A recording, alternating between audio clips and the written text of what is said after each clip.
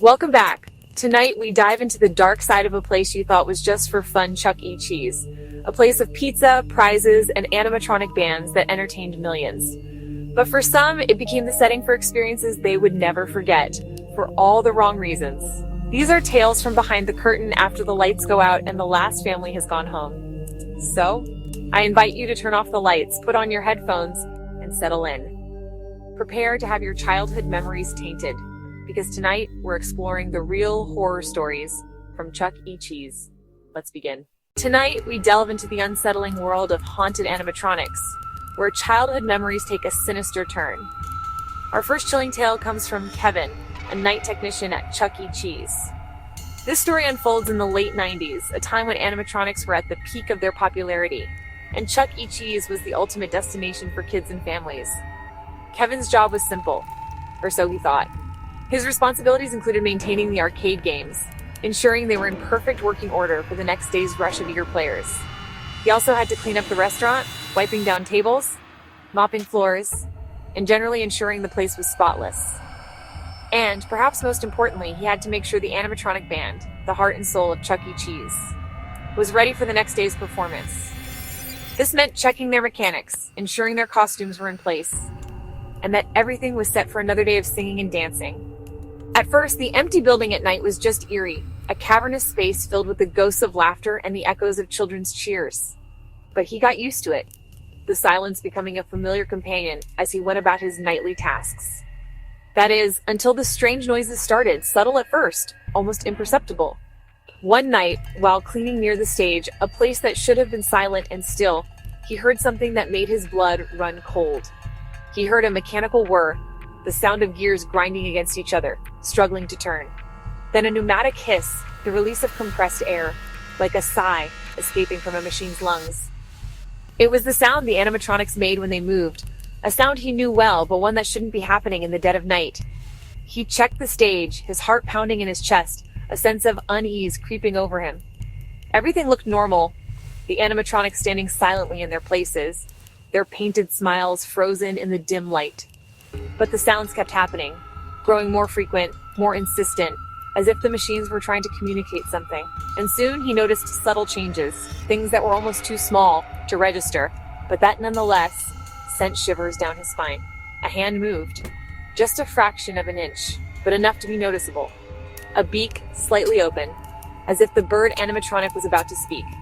Eyes shifted, their gaze following him as he moved around the room. It was always Chuck E., with the most changes, the leader of the band, the star of the show, the one who seemed to be the most active. His head turned, swiveling on its axis, as if he was trying to get a better look at something.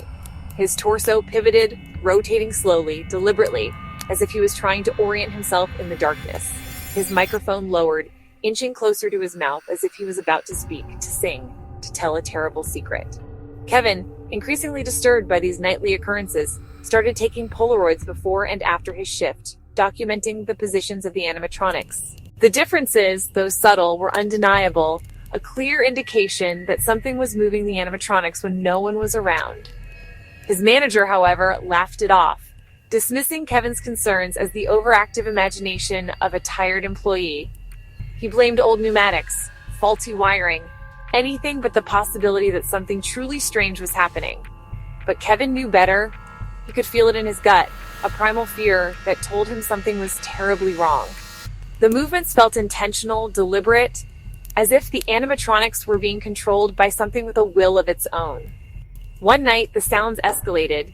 He heard a distorted, demonic version, a twisted mockery of the birthday song, the cheerful tune warped into something sinister, coming from the stage. He crept closer, his heart pounding in his ears, every nerve on high alert, and saw Chuck E.'s eyes. Glowing red in the darkness, burning like embers, filled with an unholy light, scanning the empty room, searching, seeking, as if looking for something or someone. Before locking onto him, fixing him with their malevolent gaze, a gaze that promised nothing but terror. Paralyzed with fear, unable to move, unable to scream, trapped in the spotlight of those infernal eyes. Kevin watched as the animatronic, the cheerful mascot of childhood joy, transformed into something monstrous, seemed to acknowledge his presence, to recognize him, to single him out as its next victim. The voice stopped, The distorted birthday song silenced, leaving only the heavy silence of dread. But the red eyes stayed fixed on him, burning into his soul, promising a fate worse than death. Kevin ran out, fleeing into the night, desperate to escape the clutches of the haunted animatronic. Never returning for his belongings, leaving behind his keys, his wallet, his very sense of security. He quit the next day, unable to face the thought of returning to that place of terror, unable to explain what he'd seen, unable to make sense of the horror he had witnessed. To this day, he can't look at Chuck E. Cheese, can't hear the birthday song, without feeling a wave of nausea and dread. Without feeling dread, a deep, primal fear that grips him by the throat and refuses to let go. He's convinced something malevolent had attached itself, something dark and sinister, a presence that should never have been awakened. To that machine, turning a symbol of childhood joy into a vessel of pure terror, waking up when the lights went out, lurking in the shadows, waiting for its next victim. It was a place where, in the bright light of day, a kid could be a kid, a place of laughter and fun. A kid could be a kid, lost in the joy of games and pizza, surrounded by the cheerful music and the smiling faces of the animatronic band. But something else came out to play in the dark, something sinister and malevolent, turning a place of joy into a playground of terror. Our second story comes from Sarah, a woman who experienced something truly unsettling during her childhood. It's a tale that has stuck with her, a dark memory from a place that's supposed to be filled with joy and laughter. She attended her cousin Leo's birthday party, a celebration filled with the usual childhood excitement and sugary treats. Balloons bobbed in the air, and the scent of pizza hung heavy in the air. The party was held at Chuck E. Cheese in the early 2000s, a popular destination for kids' birthdays back then. The flashing lights of the arcade games, the animatronic band, and the promise of pizza and prizes created an atmosphere of pure, unadulterated fun. Leo's favorite spot, without a doubt, was the massive ball pit. It was a sea of colorful plastic, a chaotic landscape where kids could dive, swim, and disappear into a world of their own making. For the children, it was a paradise, a boundless expanse of playful possibilities. They could bury themselves in the colorful spheres, create secret hideouts, and engage in endless games of tag and chase. But for the adults, it was often a nightmare, a breeding ground for germs and a constant source of anxiety. The sheer size of the pit made it difficult to keep track of the children, and the fear of accidents was ever present. Sarah, being the responsible older cousin, kept a close eye on him, making sure he didn't wander too far or get into any trouble. She felt a sense of duty to protect him, to ensure he had a safe and enjoyable birthday experience. She was constantly scanning the ball pit, watching his distinctive red shirt pop up among the colorful plastic orbs. It was a visual reassurance that he was still there, still safe, still having fun. The plastic balls themselves were smooth and slightly worn, each one carrying the faint scent of chlorine and the echoes of countless children's laughter. They shifted and moved with every movement, creating a disorienting and ever-changing landscape. But as the party wound down, as the pizza boxes were emptied and the arcade games fell silent, a sense of unease began to creep in. The vibrant energy of the celebration slowly dissipated, replaced by a quiet anticipation of departure. That's when it happened. Leo vanished. One moment, he was there, a flash of red in the sea of plastic, and the next, he was gone. Panic set in as Sarah frantically called for him, her voice rising above the din of the remaining partygoers. "Leo! Leo, where are you?" she shouted, her heart pounding in her chest. She desperately searched the pit, her hands digging through the plastic balls, her eyes scanning every corner, every shadow. But Leo was nowhere to be found. Soon the entire party was looking, parents and children alike joining the frantic search.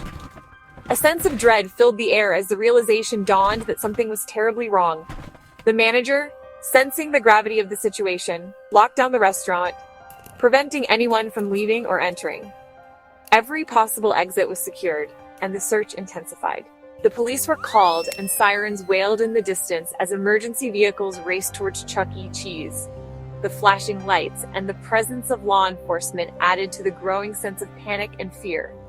Security footage was reviewed, showing Leo entering the ball pit, disappearing into the colorful abyss. The cameras offered a silent, unblinking record of his last known moments. but the footage never showed him leaving. He simply vanished, swallowed by the plastic sea, leaving behind only unanswered questions and a growing sense of despair. In a desperate attempt to find him, the pit was emptied, each ball painstakingly removed and inspected. The colorful chaos was slowly replaced by a stark, empty void. Every single ball was checked, turned over, and examined for any sign of Leo, any clue that might lead to his whereabouts. But the search yielded nothing. The bottom of the pit was bare, empty, and devoid of any sign of Leo. The hope that he might simply be hiding, lost in the depths, began to fade. As the days turned into weeks, rumors spread like wildfire through the community, fueled by fear and speculation. People whispered about what might have happened to Leo, their voices hushed and filled with dread. Some said he was snatched, kidnapped by a stranger who had somehow managed to slip past the security and disappear with the young boy. Others whispered about something far more sinister, something living in the pit, a creature that lurked beneath the plastic balls, waiting for its next unsuspecting victim. A former employee even claimed that staff had heard strange noises coming from the ball pit, giggling and the sound of shifting balls at night, long after the restaurant had closed and everyone had gone home. These eerie sounds echoed through the dark, empty restaurant, adding to the mystery and fueling the growing sense of unease. The ball pit, once a symbol of childhood joy, was eventually removed, torn down and discarded, a grim reminder of the tragedy that had unfolded. It was replaced with a safer, more modern play area designed to prevent such a tragedy from ever happening again. But Leo was never found, his disappearance remaining an unsolved mystery, a haunting question mark etched into the collective memory of the community. His disappearance became a chilling local legend, a cautionary tale whispered among parents and children, a reminder of the darkness that can lurk even in the most innocent of places. For Sarah and her family, the disappearance of Leo was a wound that never fully healed, a constant source of pain and grief. Chuck E. Cheese, once a place of celebration, became a place of loss, a haunting reminder of the day their lives were forever changed. It served as a constant reminder of how quickly someone they loved, someone so full of life and potential, could be taken from them. How quickly someone can vanish without a trace, leaving behind only unanswered questions and a lingering sense of emptiness. Our final story takes us to a seemingly ordinary small town where the local Chuck E. Cheese held a secret far more sinister than anyone could have imagined. This is the tale of David, a manager who experienced a series of unsettling events that blurred the line between childhood fun and genuine terror. David wasn't just any manager, he was a pillar of the community, known for his dedication to ensuring every child had a memorable birthday. Little did he know, the very place he worked to make magical would become the source of his deepest fears. The restaurant, like many of its kind, was equipped with an old, somewhat antiquated phone system. It was a relic of a bygone era, complete with rotary dials and crackling lines. What set this system apart, however, was a dedicated line that ran directly to the stage, intended for use by technicians during performances and maintenance. This line would soon become a conduit for something far more sinister.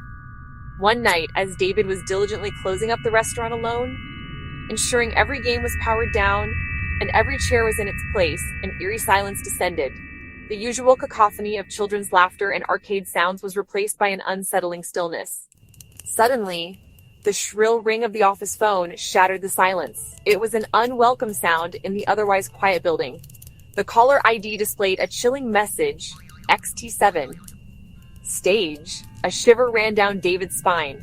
He knew he was the only one in the building. The stage was empty, the animatronics still and silent. Who could be calling from there? Hesitantly, he answered the phone, a knot forming in his stomach. Only static filled his ear, a wall of white noise that seemed to vibrate with an unnatural energy. Then, cutting through the static, he heard it. Faint, backward animatronic music like a twisted lullaby played on a broken music box. The calls kept coming, night after night, each one more disturbing than the last. They always arrived late at night, when the building was shrouded in darkness and silence. And they always originated from the same source, the empty, lifeless stage. Sometimes it was just static, a constant, unnerving hum that filled the silence. Other times, a child's giggle echoed through the line. innocent yet undeniably creepy in its isolation. But the giggle was always cut off abruptly by a mechanical screech, the sound of metal grinding against metal, as if something were malfunctioning on the stage. David, increasingly disturbed, confided in his assistant manager, Chloe, a level-headed and pragmatic woman. To his surprise, Chloe told him that others had experienced the same thing, strange occurrences that defied explanation. Staff whispered about hearing disembodied voices, hushed conversations that seemed to emanate from nowhere. These whispers were most often heard near the stage after hours, when the restaurant was closed and the animatronics were still. Some even claimed to have heard the voices even before the phone was installed, suggesting a presence that predated the technology. Desperate for a solution, David unplugged the stage phone, hoping to sever the connection to whatever was plaguing him. But the calls continued, undeterred by the lack of a physical connection. Even with the phone completely disconnected, lying on his desk, the office phone would ring, its shrill tone cutting through the silence. The caller ID remained the same, a constant reminder of the source of his torment. EXT7, stage. The final call came not as a ring, but as a sharp, piercing intercom buzz, jolting David from his uneasy peace. With trembling hands, he answered, bracing himself for the worst. This time, it wasn't static or music. A low, raspy voice, barely audible, whispered through the speaker. It's your birthday. Time to play. The voice was chilling, laced with a sinister undertone that sent a wave of pure terror through David. David didn't hesitate. He fled the restaurant, abandoning his duties and his belongings, quitting the next day without a second thought. For him, the cheerful facade of Chuck E. Cheese, once a symbol of joy and celebration, hid something far darker, a malevolent presence that lurked beneath the surface. It was something that reached out through the wires, manipulating the technology to spread its fear. It was a presence that dared to use the voice of a cartoon mouse, a symbol of childhood innocence, to deliver its terrifying message, forever shattering David's perception of the place where a kid can be a kid. The lights may be on now, but the chill from these stories lingers. A haunted animatronic, a vanished child, and phone calls from beyond explanation. Even the most joyful places can hide a dark underbelly. If you have your own creepy experience, share it in the comments below. Thank you for joining me tonight and stepping into the shadows of a childhood icon. If you enjoyed being terrified, hit like and subscribe for more true horror stories. Until next time, try not to think about what happens after the party is over. Sleep well.